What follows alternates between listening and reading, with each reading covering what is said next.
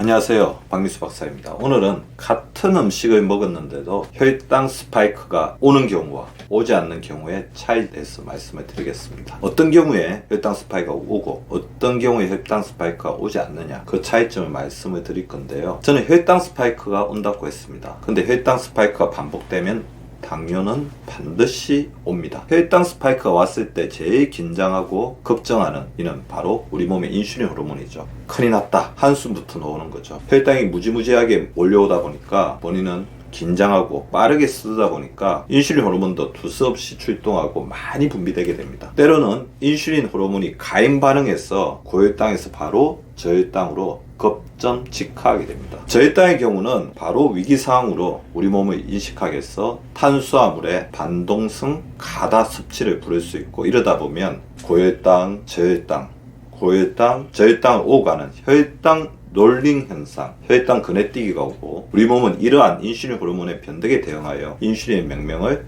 차단하는, 인슐린 명명을 듣지 않는 인슐린 저항성 상태로 가게 되는 것입니다. 짧은 시간에 많은 혈당이 쏟아져 나오고, 이런 경우에 대응해서 인슐린이 많이 분비되다 보면 췌장 베타세포는 고농도의 포도당 노출로 인한 활성산소로 스트레스를 무지무지하게 받게 되고, 더불어 췌장의 베타세포가 무리하게 인슐린을 많이 만들다 보니 이것은 추후에 췌장 베타세포의 자살로 이어질 수 있습니다. 일반적으로 고혈당의 음식을 많이 먹게 되면, 즉 가식하게 되면 혈당 스파이크를 일으킨다고 알려져 있는데요. 같은 음식을 먹더라도 어떠한 전후 상황들이 있다 보면 본의 아니게 혈당 스파이크가 올 수 있습니다. 그래서 이런 부분을 잘 조절하는 게 매우 중요하죠. 저는 제가 개인적으로 착용했던 연속 혈당 측정기와 이를 분석해주는 연속 혈당 관리 시스템에서 이런 사실들을 발견하고 확인했습니다. 그리고 환자분들에게 이런 부분들을 주의하도록 말씀을 드리고 있습니다. 연속 혈당 측정이란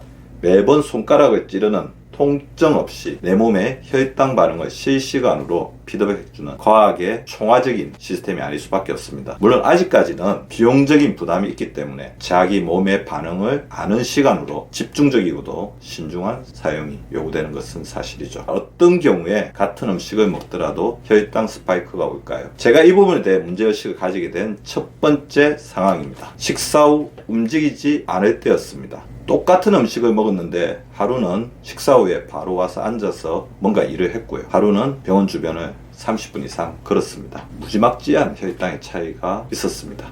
다르게 이야기하면 식사하고 움직인다, 혈당 스파이크를 막을 수 있는 가장 중요한 원칙이라고 할 수 있죠. 많이 드시고 나서 아차하는 경우가 있죠. 고혈당의 음식을 먹고 나서 후회하는 경우가 있죠. 지나가고 난 뒤에 후회도 아무 소용없죠. 이 그래프를 보시면 먹고 난 뒤에 우리 몸을 움직이는 게 얼마나 많은 차이를 만드는지, 그리고 인슐린 호르몬에게 얼마나 많은 도움을 주고 휴식을 주는지를 아실 수 있습니다. 그리고 전날의 수면 부족도 혈당 스파이크를 일으키는 굉장히 중요한 원인입니다. 자는 동안 인슐린이 재생됩니다. 근데 수면이 부족하거나 수면의 질이 좋지 못하면 인슐린은 재생될 수 없습니다. 오히려 인슐린 저항성이 생기게 됩니다. 2005년 시카고 대학 연구는 건강한 참가자를 대상으로 일주일 동안 하루 4시간만 수면을 허용했는데요. 그 결과 수면이 4시간으로 제한된 참가자들은 정상적인 수면을 취한 참가자들에 비해 인슐린 기능이 약 20%나 감소했습니다. 혈당 스파이크를 만드는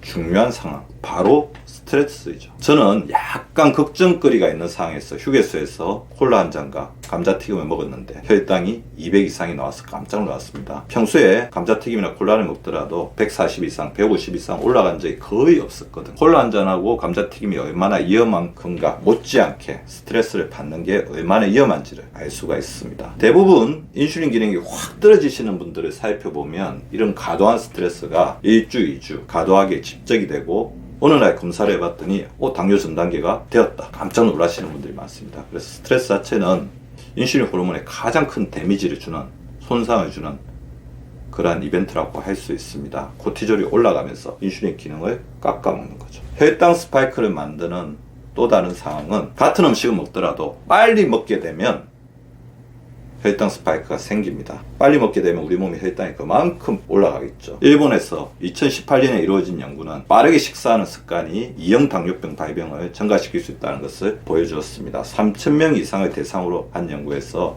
빠르게 식사하는 사람들이 느리게 식사하는 사람들에 비해 혈당 수치가 높게 나타나고 거기가 당뇨병 발병률이 높다는 것을 발견했습니다. 젓가락으로 천천히 식사하십시오. 지금 씹는 것보다 10번만 더 씹는다, 그렇게 생각하시면 우리 인슐린에게 활동할 수 있는 공간을 준비할 수 있는 여지를 그만큼 더 열어주는 것입니다. 천천히 먹는 것 못지않게 또 중요한 게 있죠. 혈당 스파이크를 일으키는데 이 부분도 굉장히 중요하게 작용할 수 있는데요. 바로 식사 순서입니다. 탄수화물을 먼저 먹게 되면 탄수화물 자체가 아무런 저항 없이 쭉 올라갑니다. 단백질이나 지방을 먼저 섭취하고 탄수화물을 섭취하면 천천히 혈당이 오릅니다. 개인적으로 제가 방송에서 시험했던 결과는 채소, 고기 반찬, 밥, 채소, 고기 반찬, 밥의 순서로 반복적으로 식사를 했던 사람이 밥 반찬 이렇게 반복해서 식사를 했던 사람보다 20 가까이 혈당이 떨어졌습니다. 식사를 할 때 탄수화물 대신 먼저 비탄수화물 음식들, 채소나 고기를 먼저 위에 들여보내야 한다는 사실을 잊지 마시기 바랍니다. 혈당 스파이크를 일으키는 또 다른 원인, 똑같은 음식을 먹었는데도 이것을 받아들이는 저장고의 차이가 있는 거죠. 근육량이 빠지거나 근육의 질이 좋지 못하게 되면 똑같은 음식을 먹어도 혈당 스파이크가 올 수 있습니다. 근육은 포도당을 사용하는 아주 중요한 조직입니다. 최근 근육 운동을 안 하거나 걷기가 부족했던 사람들은 여지없이 혈당 스파이크가 오게 되는데요. 미국 내분비학회 저널의 연구에 따르면 저항성 운동, 근육 운동이죠. 저항성 운동을 해서 근육량을 증가시켰더니 혈당이 개선되었다고 발표하였습니다. 이거와 일맥상통하는데요. 혈당 스파이크를 일으키는 또 중요한 원인은 단백질 섭취가 부족할 때입니다. 단백질 섭취가 부족하게 되면 근육 저장고가 비게 되겠죠. 단백질 섭취는 혈당을 높이지 않고 인슐린 민감도를 더 높인다는 연구 결과도 있습니다. 똑같은 음식을 먹었는데도 어떤 경우에 혈당 스파이크가 올까요? 맞습니다. 바로 물 섭취가 부족할 때입니다. 2형 당뇨병 환자가 8주간 공복에 물을 마신 뒤에 체중 및 혈당 수치가 감소했다는 연구 결과가 있습니다. 물은 포만감, 신진대사, 체중 감소에 골고루 긍정적인 영향을 미치기 때문이죠. 그런데 물을 아무리 먹어야 된다는 것들을 강조하더라도 물맛이 없다는 분들이 많은데요. 이것의 이유는 아주 단순합니다. 목마름과 배고픔의 중추는 시상하부에 있는데요. 시상하부에서 배고픔과 갈증을 조절하는 신경회로가 매우 근접해 있습니다. 그래서 탈수 상태가 되면 목마름을 느끼는데요. 이 목마름 신호가 가다가 배고픔 신호로 오인된다는 거죠. 배고픈 신호가 그만큼 더 강하다는 것입니다. 그래서 또 음식을 먹게 되고 이때 가장 당기는 음식이 바로 탄수화물이라는 거죠. 생리적 허기가 아닌 심리적 허기로 느껴질 때, 그런 경우는 대표적으로 밥 먹을 때가 아닌데 밥이 땡긴다, 금방 식사를 하고 났는데도 오히려 더 배가 고프다, 그런 경우이죠. 그럴 때는 먼저 물 한 잔을 마셔보시길 바랍니다. 허기가 사라진다면 본인의 허기는 심리적 허기였던 거죠. 같은 식사를 했는데도 혈당 스파이크가 오는 경우, 이런 경우가 있을 수 있습니다. 앞에 식사를 거른 후에 다음 식사를 했을 때죠. 즉 아침을 먹지 않고 점심 식사를 했을 때, 아침 식사를 하고 점심 식사를 했을 때보다 혈당이 더 오를 수가 있습니다. 아니면 점심 식사를 거르고 저녁 식사를 했을 때 저녁 식사에 혈당이 더 많이 오르면서 스파이크가 올 수 있어요. 왜 그러냐면 식사를 거르게 되면 교감 신경계가 항진되고 우리 몸을 위기상황으로 생각하면서 코티졸이 더 많이 분비되기 때문입니다. 혈당이 필요 이상으로 예민하게 반응해서 혈당 스파이크가 올 수 있습니다. 따라서 이런 분들은 새끼 식사를 규칙적으로 같은 시간에 동일한 양으로 해주는 게 매우 중요합니다. 오늘 저는 같은 음식을 먹었는데도 혈당 스파이크가 오는 경우와 오지 않는 경우의 차이를 말씀드렸고, 이런 식사 외에 그런 상황들이 오히려 인슐린 저항성에 더 많은 영향을 미칠 수가 있다고 생각합니다. 인슐린을 쉬게 해줘야 됩니다. 인슐린에 아껴 주어야 합니다. 오늘 말씀드린 그런 사항들을 잘 이해하시고 인슐린에게 휴식과 자유를 주는 우리 국장들